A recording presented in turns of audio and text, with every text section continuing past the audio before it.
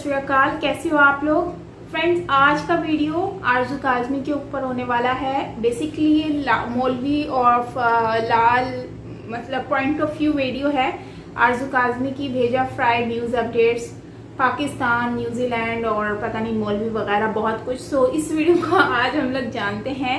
वैसे भेजा फ्राई जो बेसिकली टॉपिक है ये आरजू काज़मी का मतलब बड़ा मज़े का लगता है। काफ़ी फ़नी वे में बहुत अच्छे से रोस्ट करती हैं। तो बेसिकली मौलवी का टॉपिक मुझे भी इतना ख़ास आइडिया नहीं है, तो हम चलते हैं, देख लेते हैं वीडियो को एंड फिर उसके ऊपर हम डिस्कशन भी करेंगे, जानते हैं कि क्या बात की जा रही है एंड अब क्यों भेजा फ्राई हुआ है या करने वाली है, किसका करने वाली है। So let's start. वैसे काफ़ी फ्रेंड्स इसके बारे में शेयर कर रहे थे लिंक वगैरह, तो मैंने सोचा कि इसके रिएक्शन हो जाना चाहिए।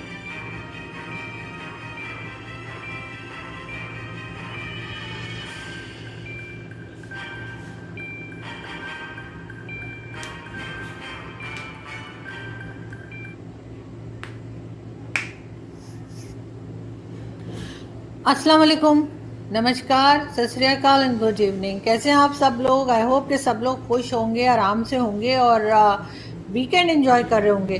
पाकिस्तान में भी जी बिल्कुल हम वीकेंड मना रहे हैं। जैसा कि आप लोग जानते ही हैं कि कल तो बड़ा जी हल्ला गुल्ला रहा। कल बड़ा हमारे यहाँ बहुत ज़्यादा एक्टिविटीज़ हो रही थी क्योंकि न्यूजीलैंड की टीम जो है क्रिकेट टीम वो खेले बगैर ही चली गई थी। तो खैर हमने उसका ख़ास असर नहीं लिया है, हमें कोई फ़र्क भी नहीं पड़ता। और अभी सुना है कि इंग्लैंड की टीम भी सोच रही है कि जाएं कि ना जाएं।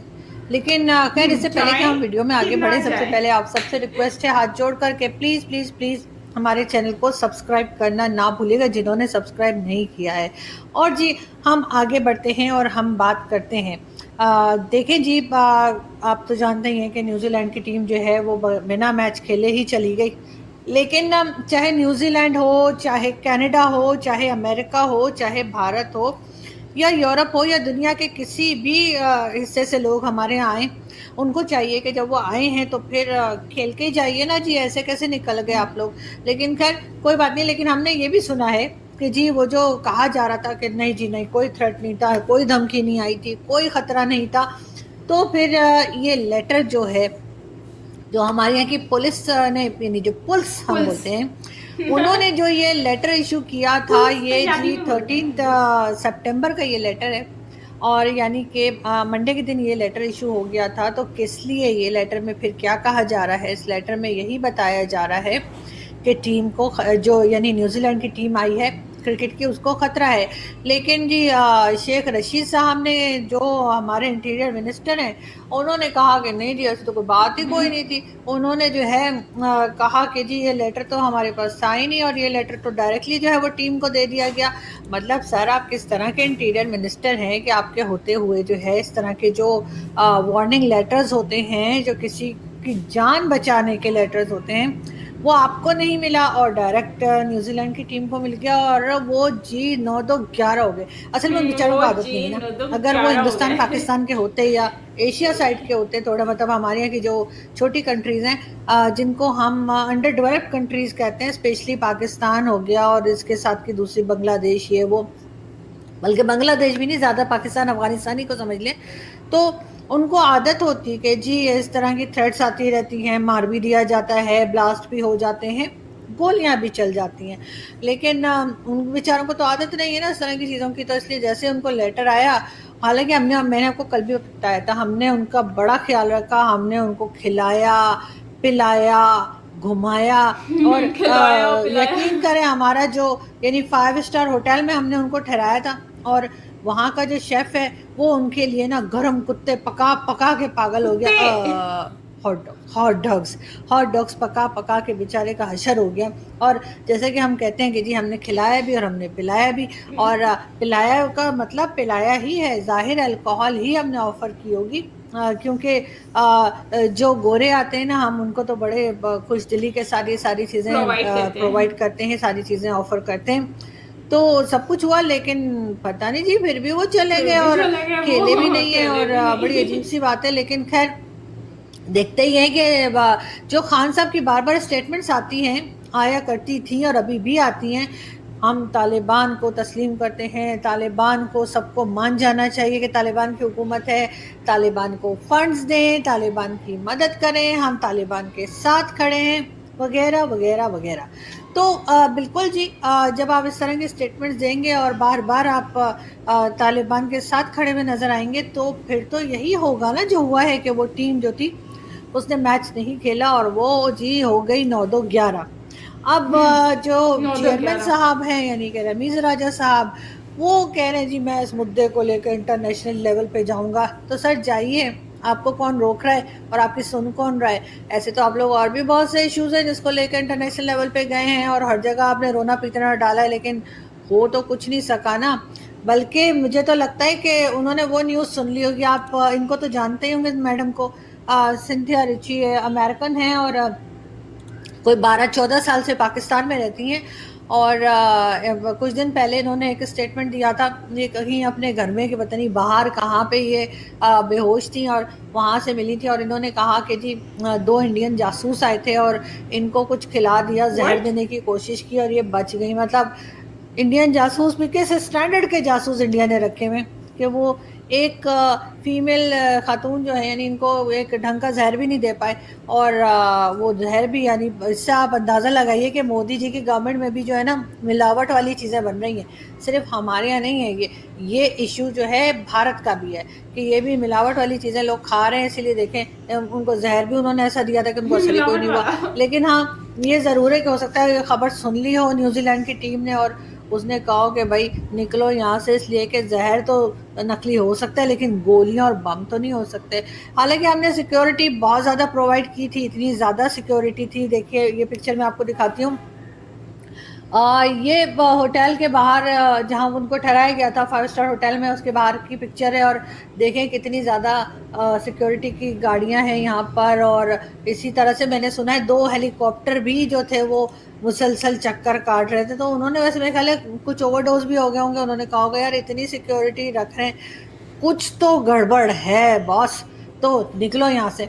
ऐसा भी कुछ हो सकता है। खैर हम आगे बढ़ते हैं और हम आपको बताते हैं एक और इसी से मिलती जुलती सी न्यूज़, और वो ये कि लाल मस्जिद का नाम तो आप सबने सुना ही होगा। लाल मस्जिद वही जो परवेज़ मुशर्रफ ने जिसके ऊपर ऑपरेशन किया था और उसके बाद बहुत से मुल्ला जो हैं वो पकड़े गए थे, मारे गए थे और बड़ा हंगामा हुआ था। तो ये मुल्ला अब्दुल अजीज़ भी वहाँ का हेड है और ये उसी टाइम की पिक्चर है जब परवेज़ मुशर्रफ ने ऑपरेशन किया था। तो ये वहाँ से बुर्का पहन के भाग रहा था और इसकी ये पिक्चर उसी टाइम की है। अब इस मुल्ला ने नया क्या किया है, नया इस मुल्ला ने ये किया है कि इसने इस्लामाबाद में जो ये लाल मस्जिद है वहाँ पर इसने अफ़गानिस्तान और तालिबान के जी फ्लैग लगा दिए हैं। और ये आपको बाहर बैठा हुआ नज़र आ रहा है, चेयर रख के बंदूक लेके ये बाहर बैठ गया है और वहाँ से हटने को तैयार नहीं है। पुलिस बहरहाल एक्शन कर रही है और इसको हटाने की कोशिशें जारी हैं। हो सकता है हमारे वीडियो आने तक हटा भी लिया गया हो और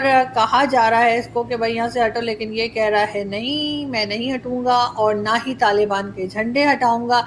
पूरे इलाके में इसने तालिबान के झंडे लगा रखे हैं। इसकी एक वीडियो और मैं आपको दिखाती हूँ जिसमें ये कुछ बात भी कर रहा है या धमकियाँ दे रहा है, सुनते हैं। दिखाता हूँ, फ़ोन करो काल गैदर में लाखों बदकारी के अड्डे, वहाँ आप लोग क्यों नहीं जाते? क्या मैं तुम्हें क्या जवाब दोगे? ये बच्चियाँ नजर आती हैं आप लोगों को? इस नौकरियों से नौकरी छोड़ो, इसको अल्लाह और अच्छी नौकरियाँ देगा। क्या इस नौकरियों पर तो लानत भेजो इसको। यहाँ तुम्हें आपको ये बच्चियाँ नजर आती हैं।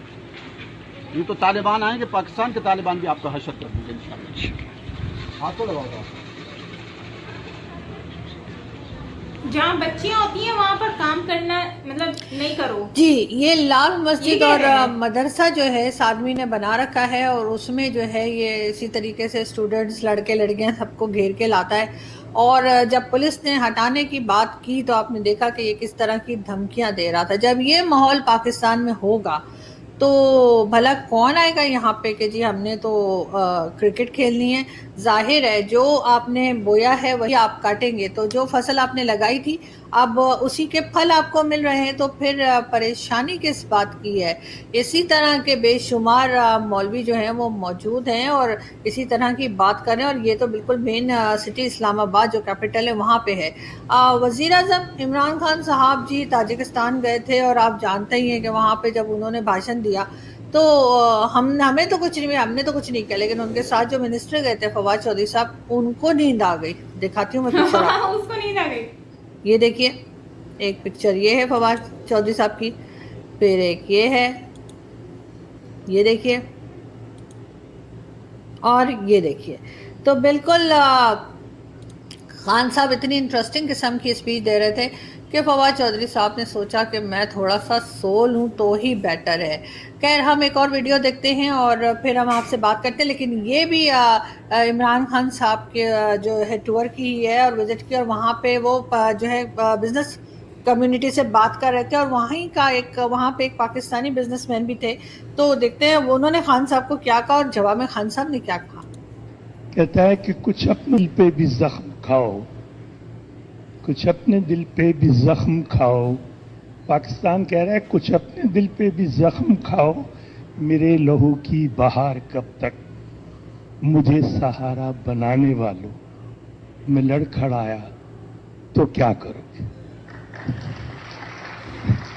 आखिरी इमरान साहब के लिए एक शेर है, इतने जालिम न बनो।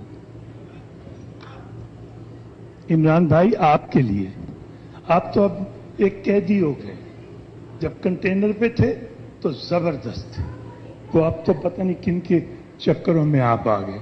तो कहता है कि इतने जालिम न बनो, कुछ तो मुरव्वत सीखो। तो उनसे इसी कोई बिजनेस की बातें करें, शेर व शायरी बात भी होगी इंशाल्लाह। जी, तो ये कोई पाकिस्तानी जो बिजनेसमैन है, उन्होंने एक शेर सुनाया इमरान खान साहब को जो उनको बहुत बुरा लगा। और वैसे कहते तो ये है कि जी बेइज्जती उतनी ही होती है जितनी महसूस की जाए, तो उसमें महसूस करने वाली कोई बात ही नहीं थी। खान साहब आप खामखा ही नाराज हो गए। लेकिन सुनने में ये भी आया है कि ये जो साहब यानी जिन्होंने ये शेर पढ़ा है, पाकिस्तान वापस आने के बाद खान साहब ने ये कहा है कि जी इनके ऊपर जो है वो इन्वेस्टिगेशन बिठाई जाएगी, टीम बाकायदा बैठेगी और चेक करेगी कि ये था कौन जिसने इतनी सुना दी खान साहब को, और वो भी सबके सामने। कोई तरीका होता है, कोने में जाके भी तो बोल सकता था ना, ऐसे बैठ के दिल में बुरा भला भी कह सकता था, जैसे हम सभी कहते हैं कि जी इतना ज्यादा महंगाई हो गई है, अब तो इन्होंने बिजली के बिलों में भी टैक्स लगा दिया है और कहा है कि जी 35% टैक्स आपको पे करना पड़ेगा हर बिजली के बिल पर। तो मतलब कुछ भी कहा जा सकता था इस तरह से खुल्लम खुल्ला। जब आप सबके सामने खान साहब की वाट लगाएंगे तो खान साहब भी आखिर मतलब प्राइम मिनिस्टर तो हैं ही ना, मतलब जैसे भी हैं मगर हैं तो सही ना प्राइम मिनिस्टर। ऐसा तो नहीं कि आप कुछ भी बोलेंगे और पाकिस्तानी कुछ भी कहेंगे कि सर आप तो कंटेनर से ही नीचे नहीं उतरे, और खान साहब सुनते रहेंगे। से सुनते तो रहे थे वो, लेकिन बाद में उन्होंने अपनी टीम से कह दिया कि जरा इंसाफ का पता लगाओ ताकि मैं इनके अच्छे से वाट लगा सकूं। खैर, हम आगे बढ़ते हैं और हम आपको 2 अदद बूट पॉलिश दिखाते हैं और देखिए वो दोनों क्या बात कर रहे हैं। 10 अरब कह रहा हूँ, $10, $5, $6, $7, $14, $11 का बैरल आ रहा है, 158 लीटर। तो इससे आप अंदाजा कर लें कि पानी अल्लाह ताला ने सस्ता कर दिया है, और फ्यूल जो है तेल मसनूआत पानी महंगा हो गया है और तेल मसनूआत सस्ती हो गई हैं। इस हद तक उसका कोई खरीदार नहीं। तो मोदी का तो हम कॉल खुद नहीं उठा रहे, इमरान खान ने कहा बात ही नहीं हो सकती उसके साथ, और जो बाइडन उसको इस काबिल ही नहीं छोड़ा कि वो हमें कॉल करे। यानी वो शर्मिंदगी उसको है। इमरान खान साहब ने उसको जो बात कई मरतबा समझाई, खासतौर पर अमेरिका जाकर बैठकर समझाई, उसे वो बात समझ नहीं आई जो बाइडन को, और वो बात ठीक निकली। तो अब एक जी, आपने देखा। तो जो इंडिया से हमें देख रहे हैं वो ये समझ लें कि मोदी जी को तो हम खुद ही फोन नहीं कर रहे और मोदी जी का तो हम खुद ही फोन नहीं उठा रहे, और जो बाइडन उसको तो हमने कहीं मुंह दिखाने जैसा छोड़ा ही नहीं है।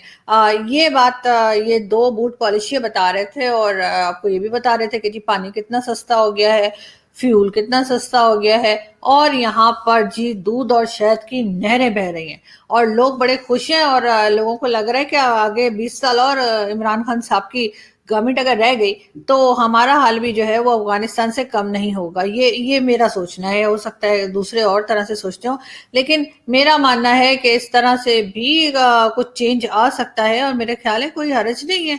अब ये पिक्चर देखिए आप खान साहब की, कितने हैंडसम लग रहे हैं और गन भी पकड़ रखी है उन्होंने। तो आपको क्या लगता है कि कहीं से परेशानी लग रही है?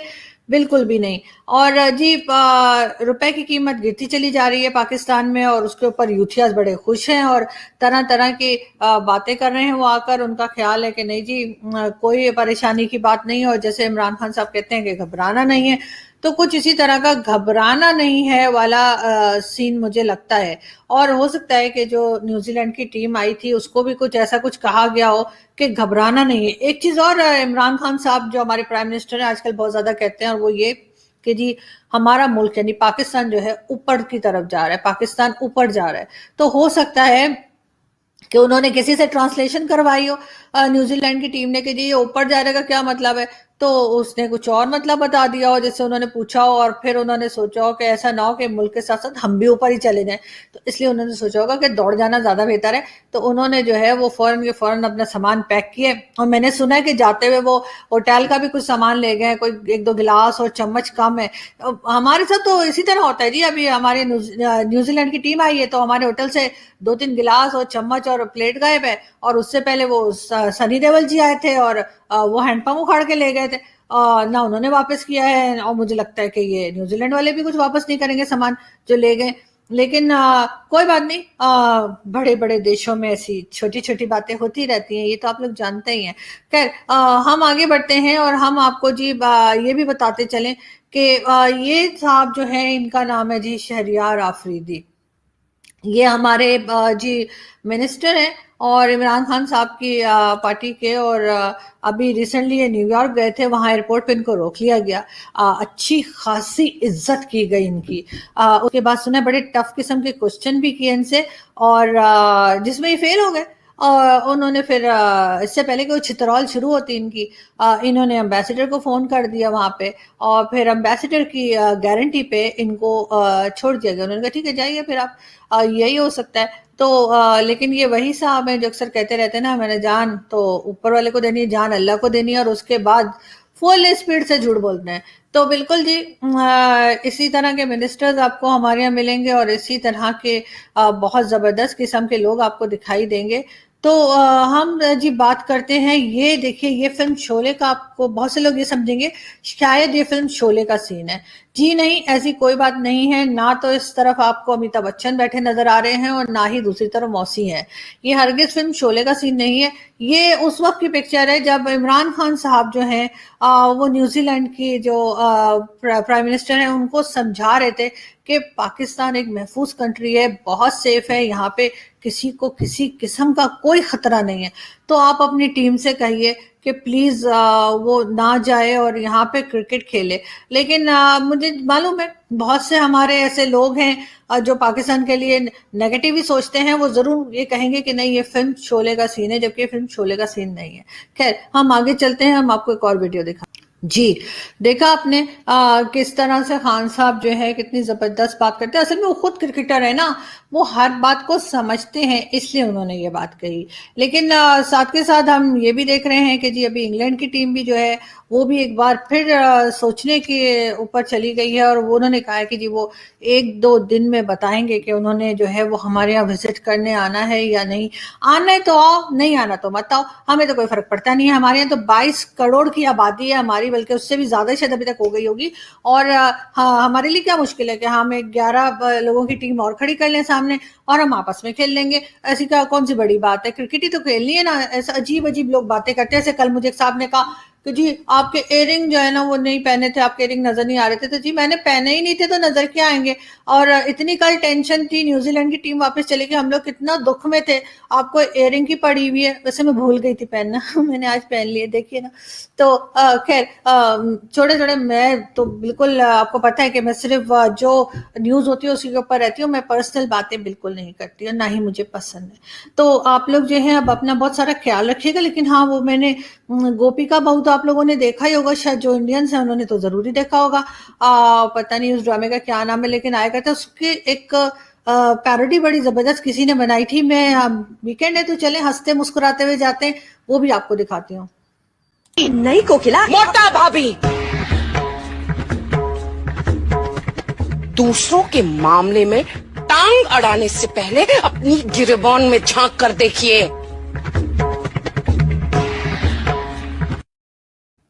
जी, तो आपने देखा कि किस तरह से वो एक्शन करके बता रही थी। वैसे ड्रामा अभी भी आता है, मैंने 1-2 दिन पहले भी देखा था। लेकिन यहाँ पे एक वीडियो और हमारे पास है और वो भी इमरान खान साहब की, लेकिन उसमें वो अजीब अजीब सी बातें कर रहे हैं। ये हमारी हमने ट्विटर पे देखी है वीडियो, तो हमें भी बड़ी हैरत हुई कि ये एस्टेब्लिशमेंट के बारे में कह रहे हैं या कोई और बात कर रहे हैं खान साहब। And there were insider attacks from within the Pakistan army who had trained the Mujahideen. So there were 2 suicide attacks, failed attacks put on General Musharraf from within the army. There were जी, ये शायद Russian TV को interview दिया खान साहब ने, उसमें वो इस तरह के फूल झड़ रहे हैं उनके मुंह से। तो मेरा ख्याल है खान साहब अगर आप सिर्फ इंटरव्यू देना बंद कर देना तो ये भी मुल्क और कौम के ऊपर एक बहुत बड़ा एहसान होगा।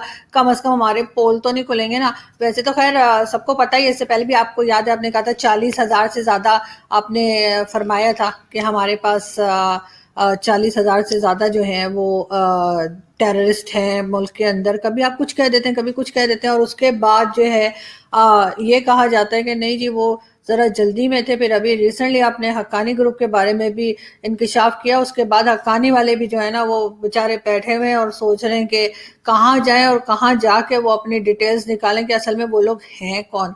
उनकी खुद की मेमोरी लॉस्ट हो गई है। तो खैर हम चलते हैं, आप लोगों से मुलाकात होगी अगली वीडियो में। अपना बहुत सारा ख्याल रखिएगा और जम के खाइएगा और खूब अच्छा सा वीकेंड बनाइएगा। हम आपसे फिर मिलेंगे। Thank you. सो फ्रेंड्स, ये वीडियो में डिस्कस किया गया है और बड़े फनी वे में बात की गई है। सो आज की जो मेन वीडियो है वो मैं यही कहूँगी कि आज का जो टॉपिक है वो बेसिकली टॉपिक था जो मुझे ज़्यादा फनी लगा। वो यही लगा कि वो जो ताजिकिस्तान में जो एक तो फवाद खान जो है उनको नींद आ रही थी, मतलब उनकी हो सकता है वो नींद पूरी ना हुई हो। आरजू का आदमी भी सब कुछ मतलब भेजा फ्राई करना स्टार्ट हो गई है।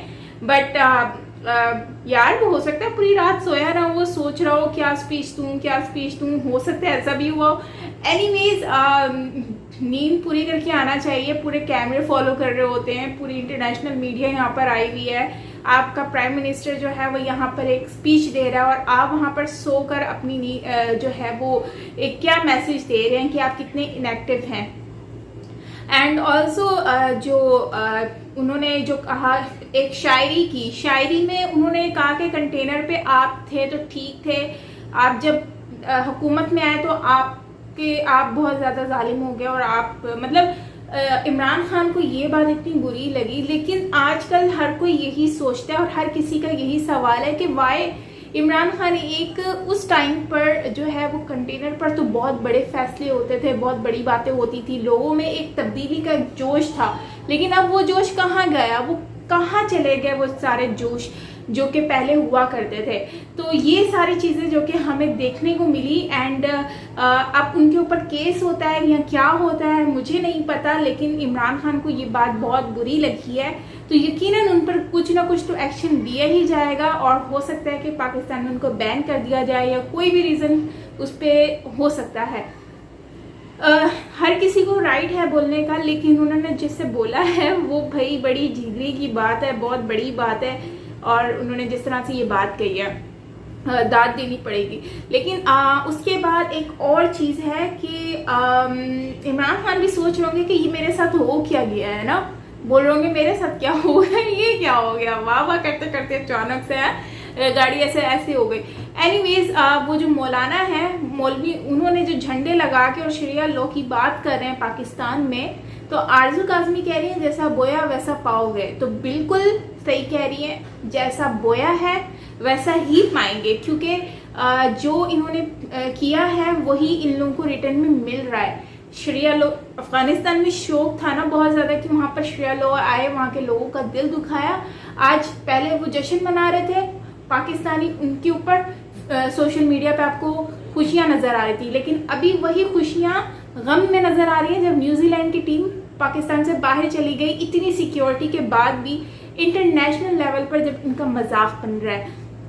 इसीलिए जो जैसा पोया था वैसा पा रहे हैं। सो इनको जश्न मनाने से पहले ये चीज का आइडिया होना चाहिए था कि ये लोग कर क्या रहे हैं। सो ये भी उसी का ही नतीजा, एक मौलवी है जो कि आके इन्होंने जो कह रहे हैं, पुलिस वालों को कह रहे हैं ऑन ड्यूटी कि आप लोग जो हैं वो इन बच्चियां जहां पर है वहां पर आप लोगों को नहीं आना चाहिए। क्या मतलब है यार, वो ड्यूटी कर रहे हैं वो। अब सोचो अगर शरिया लोग पाकिस्तान में आ गए तो पाकिस्तान में क्या हाल होगा। मैं तो इस चीज को सोच के हैरान हो रही हूँ। एनीवेज क्या कर सकते हैं, इन्होंने खुद ही अपनी तकदीर लिखी है। ऐसे लोगों को जो है वो अपॉर्चुनिटी देकर, सर पे चढ़ाकर, जिसको देखो अपना कानून बनाकर बैठे हैं, जिसको देखो अपना इस्लाम बनाकर बैठे हैं, जिसको देखो कोई कुरान पाक वाले इस्लाम को नहीं लेकर चलते। हर किसी का अपना एक रूल बना हुआ है, अपना ही रेगुलेशंस है। हमने जो कह दिया पत्थर पे लकीर है भाई। जितने लोगों के पास आप जाओगे ना कंफ्यूज हो जाओगे। तो इसलिए बेहतर यह है कि अल्लाह का इस्लाम और कुरान पाक खोल कर देखो, बजाय इसके कि इनको देखो आप मौलवियों को। और ये शरिया लो लेकर आए ना तो सोचो क्या होगा। और हमारी गवर्नमेंट ने ही इनको इतनी आज़ादी दी है कि आज हम लोग को ये सब देखना पड़ा है कि एक मौलवी हाथ में गन पकड़ के खड़ा हुआ है, बंदूक पकड़ के खड़ा हुआ है और पुलिस को डरा रहा है। सोचो आने वाला वक्त क्या होने वाला है। सो हमें इस चीज़ को अभी बहुत ज़्यादा सीरियस होना पड़ेगा, वरना मुझे नहीं लगता कि हम लोगों के साथ कुछ भी मतलब हम लोग सेफ रह पाएंगे या हमारा कुछ फ्यूचर ब्राइट होगा। सो गाइज आपका क्या कहना है इस वीडियो के बारे में, आप मुझे ज़रूर शेयर कीजिएगा कमेंट सेक्शन में, मुझे अच्छा लगेगा।